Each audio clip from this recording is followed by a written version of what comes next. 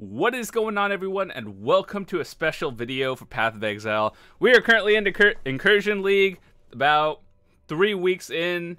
It's actually the 15th or 16th right now, so that means we're starting week 3. And I wanted to make a little diary video just to see how much, like once a month I could see what I've done to progress. And yeah, so I guess you could think of it more of a diary than a build, but I'll be showing you what I have and explaining why. So let's start off with what I'm doing. I'm doing a Blade Vortex Elementalist. I heard that was really popular this league.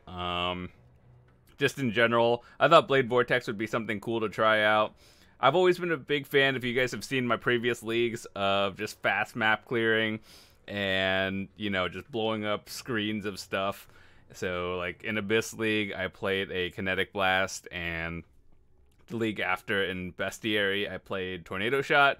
Stuff, basically, where you could just destroy the entire screen in about 2 clicks. So, that's always been my thing, glass cannons. But yeah, let's start off with the build. We're about 3 weeks into the league. Obviously, there are still improvements I can make, but as of right now, this is what I've done. So, let's start off with the armor piece, because that one is probably the most expensive for me. So we have the Impulseless Broken Heart. This was the cheapest one at the time. I think now it's cheaper, but when I bought it, it was about 9 exalts. And it has a low roll on the shock damage when you deal like maximum damage or something. The third line with the 5%. You could get that one up to 10%. And so I got the low roll, but that was the cheapest one, or the cheapest 6 link I could buy at the time. Yeah, we have that connected with Vol Blade Vortex. Now, a lot of people have been using the Vol Blade Vortex just because, you know, the theme of Incursion was going into the temples and Vol Gems, and the events are happening right now with the achievement. Where was it?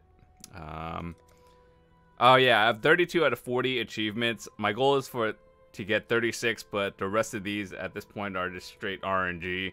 So whether I get them or not, it'll probably happen. But yeah, in this league you can corrupt gems and modify the level. It's kind of like a double Vol Gem. So you can upgrade the level and change a regular to a Vol Gem. That's why they're kind of common now, and that's why people are using it. And they also made changes with the Vol Gems to make it better.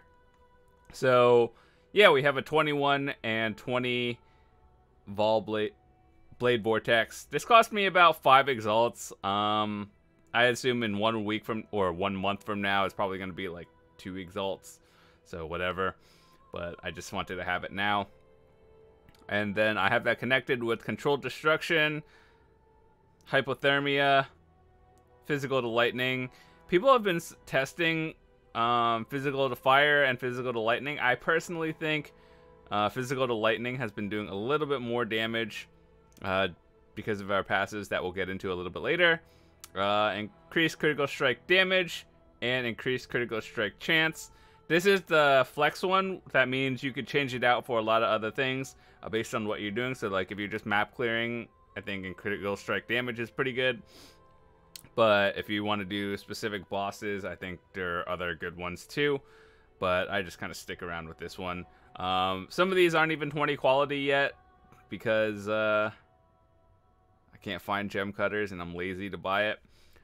Next we have the Starkandra Helm, because we need a lot of dexterity. And the best enchant for it is the 30% Blade Vortex duration. Now, I have been testing like the damage versus duration. And personally, duration is just more used because you don't want to recast your Blade Vortex, as you guys can see at the top, where there's a 10 counter. You don't want to keep recasting that as much, so you just want the longer duration. And personally, you don't really need the damage. Like, it might help for bosses, but realistically, overall, just 30% duration is a little bit better. However, it is also more expensive. The helm itself cost me 9 exalts, but once again, 1 month later from now would probably be 5 or less. Now we have that connected to faster attacks, whirling blades, and culling strike. Hold on, let me do a trade.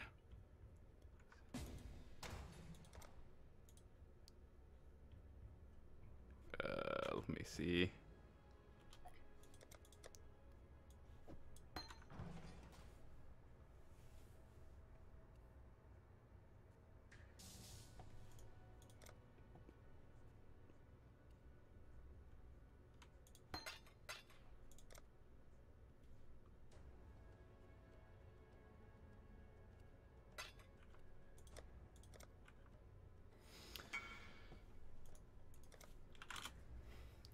Alright, so we are back. I had to do a quick trade.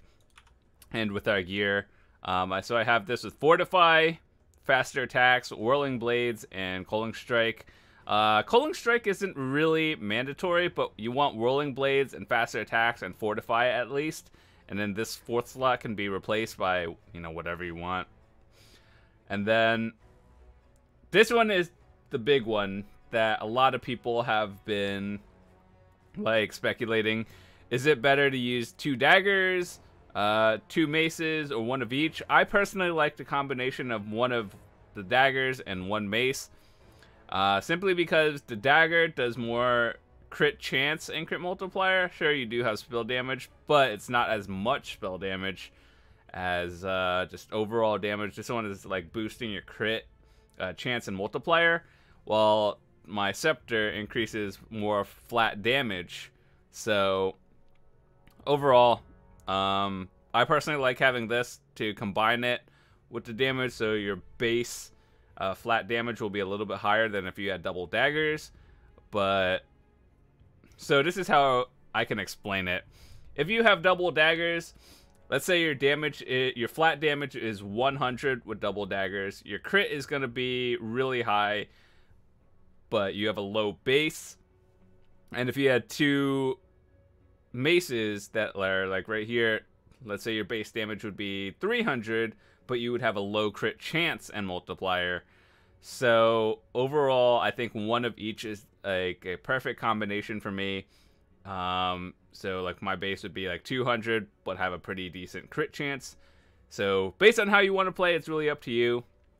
But this is what I did. Back bar is irrelevant. I just used that for kind of leveling gems. Amulet, all you really want to be looking for is life, crit chance, crit multiplier, and elemental resistances. Ring, I have the Mark of the Shaper.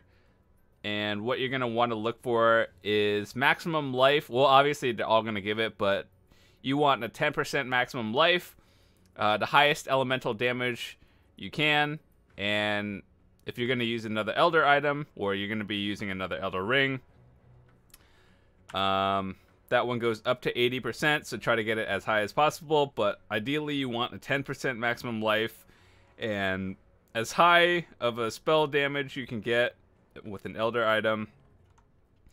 And for your Elder Ring, there's 2 different kinds of Elder Rings you would want to look for. One is with the level 8 Warlord's Mark, and then life, and then resistances, but I personally don't use that. Hold on, another trade.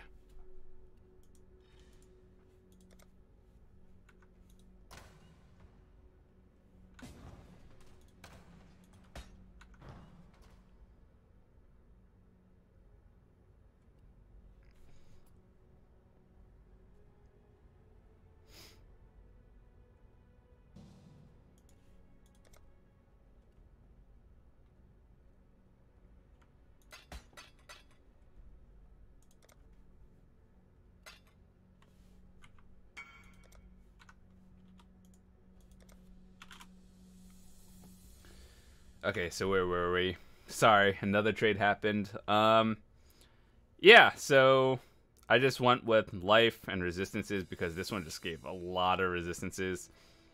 And then gloves. There are 2 different kinds of gloves. I think I have my old one somewhere around here. So, there's one called Hrim Sorrow and then one called Hrim Burn. The Herm Sorrow is the cheaper version, the one you'll most likely be starting out with, and then upgrading later, you'll get the Herm Burn. Realistically, they're basically the same. The only difference is the last line on the Herm Burn, your cold damage can ignite. That's basically the only added line. But ideally, what you want to be going for is the 30% cold resistance. That's the max. And the damage increase is slightly higher, but so like marginally small that it's when you get the chance to upgrade, you should, but it's not like a high priority to do it. So if you're still using the Herm Sorrow, good enough, honestly. But just know that's not an important upgrade. My belt, the people said to use like one of those abyssal ones with the socket. I personally got this. I think I got really lucky because this one is just good. And if I got the abyssal socket one, I'd probably be getting the same stats. However, the one gem that I'd have to pay like an exalt for would just give me like crit multiplier or something. So basically, I'm paying more for the extra line of like crit damage or something, but like the health would be the same and the resistances would be as close to it. And then as for the shoes, this one isn't really anything special, to be honest. I could probably upgrade it. What I wanted was movement speed, life, and resistances. Anything else was just kind of a bonus. So yeah, that's what I have. In terms of flasks, as of right now, our resistances are all capped, and chaos resistance is -60 as usual.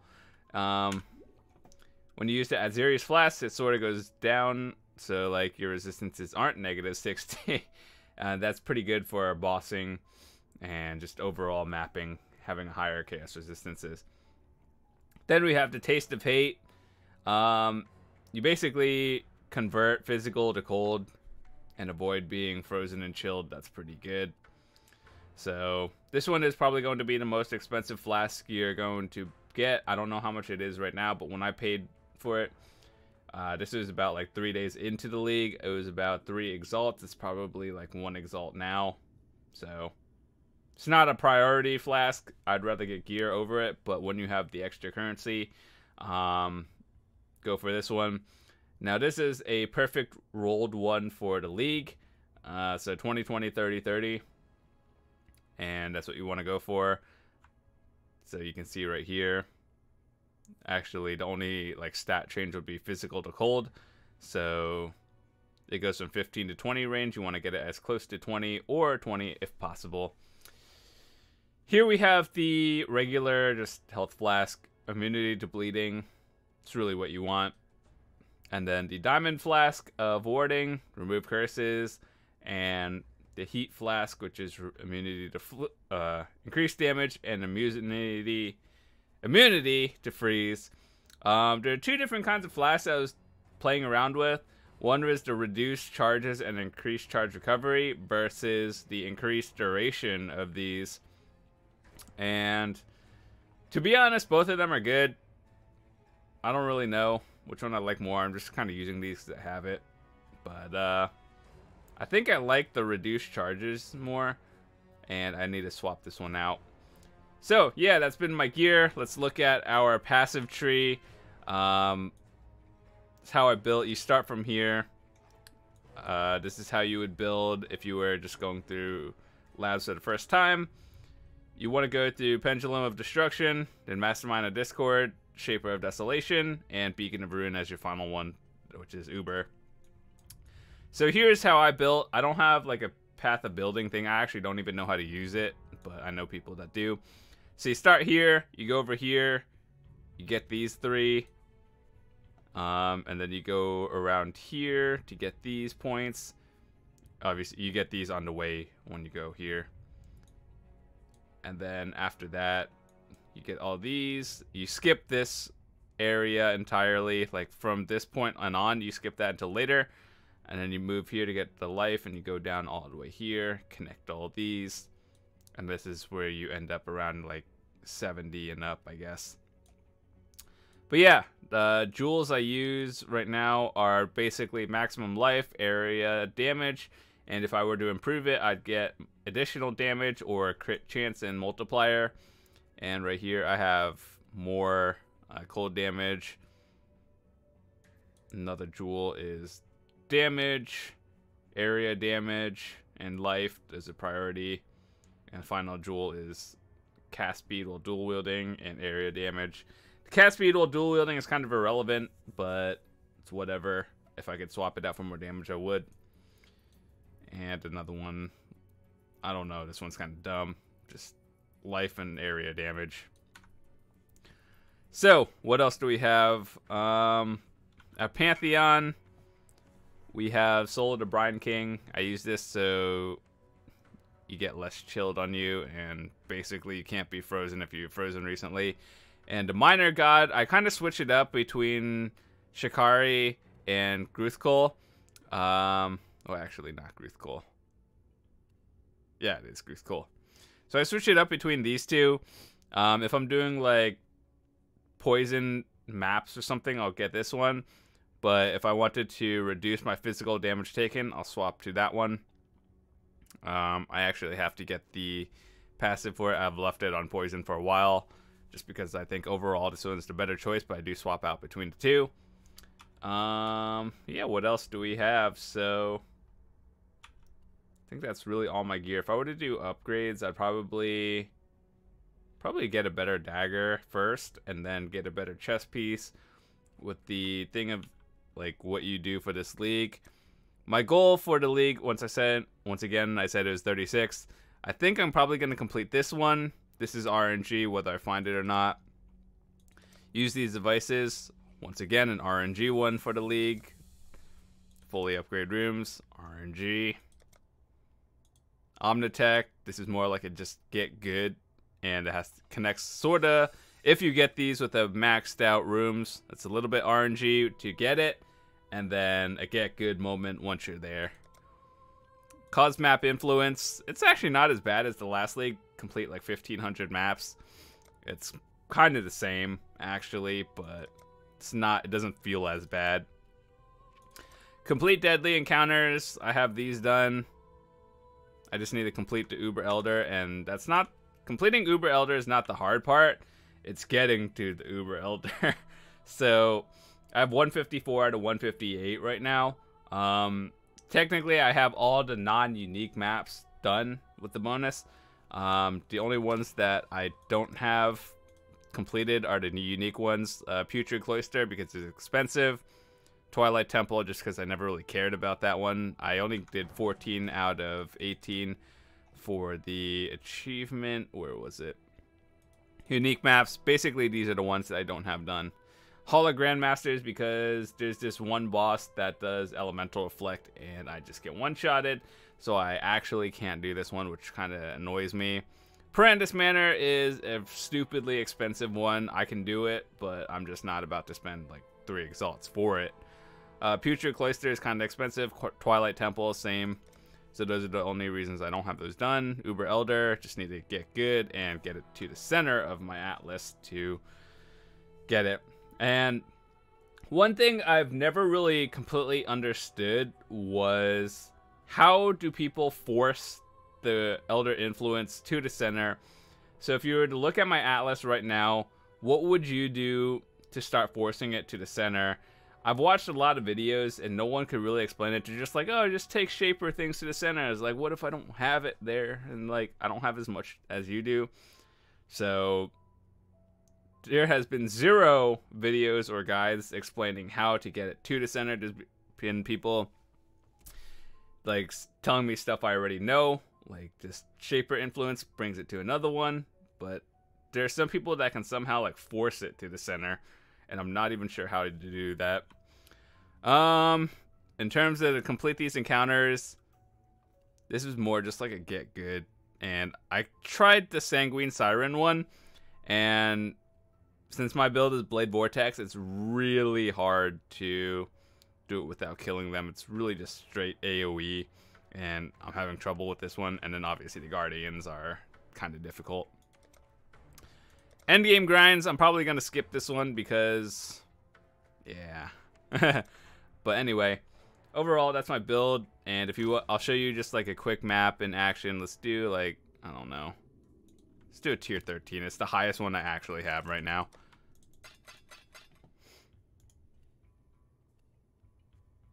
Alright, so I know this is only a tier 13, but let's max it out so you guys can see what it's like.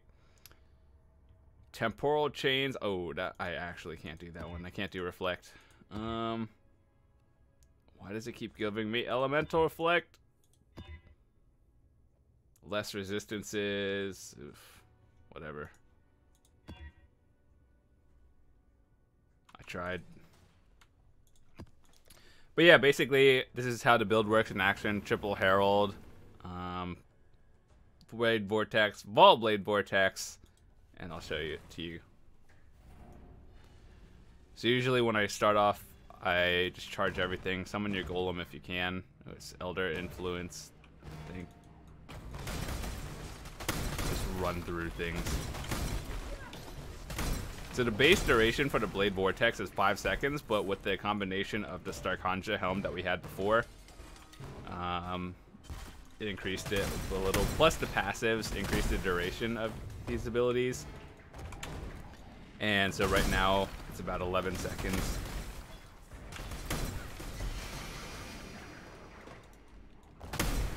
And that's the Ball Blade Vortex. It basically, it's a tracking tornado. Profit! Ooh. Oh wait, never mind. That's only another tier 13. I thought that was 14.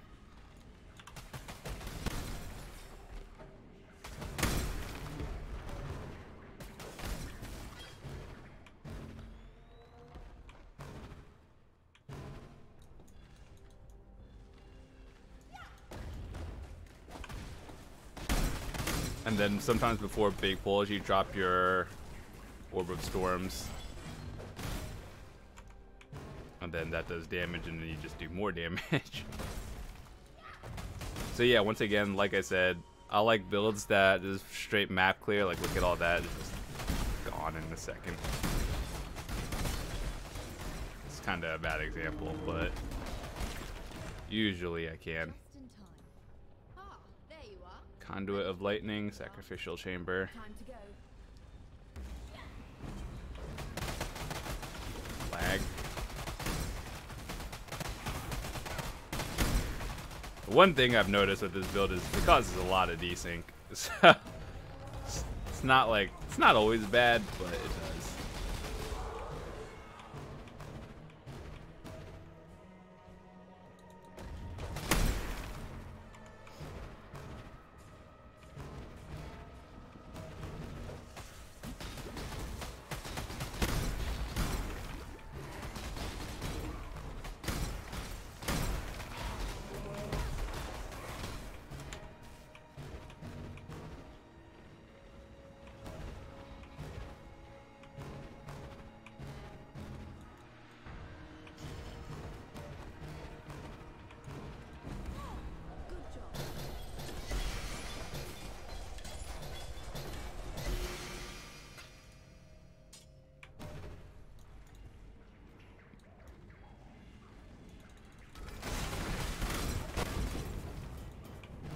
Basically, that's kind of the power of this. So, Vault Blade Vortex, to be honest, is not really super necessary. It's just kind of a bonus to have it. It does more, like, it doesn't, the regular Blade Vortex is the same as the regular, like, the damage, but the difference is that you just get the extra Vault ability that you can send out that does 4 times as much damage. So it's good to have not like a super requirement. If you just have the regular one, the 21 or level 21 gem, regular Blade Vortex is like 15 chaos or less. I think like 10. And to be honest, I used it for a really long time. So it's not bad if you're like on a budget. So when you get the chance to upgrade, that's probably a good time to upgrade, but you don't really need it.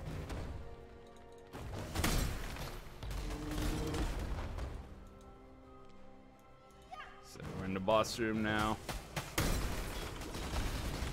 You basically want to keep all your pots on cooldown. There's 3 bosses for this one. They spawn at like a 7-second interval. I think that's 1.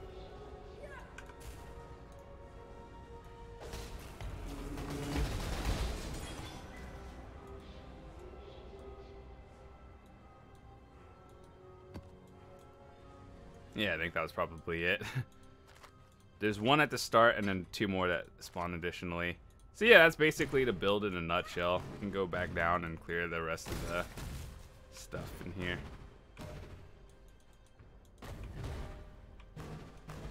You're going to be using your Q a lot. This is your main mobility.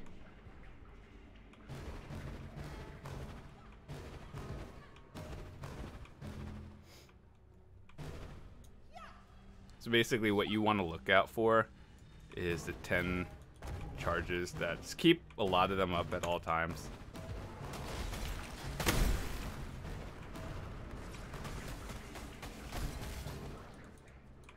Desync.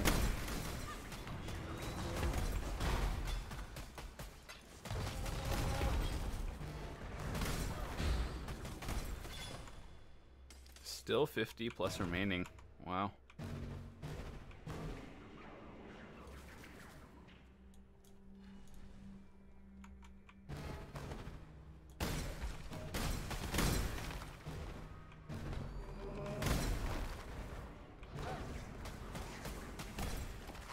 What am I missing, actually? Fusing orb.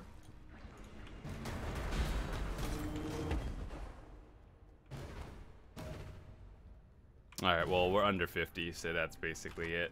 And then...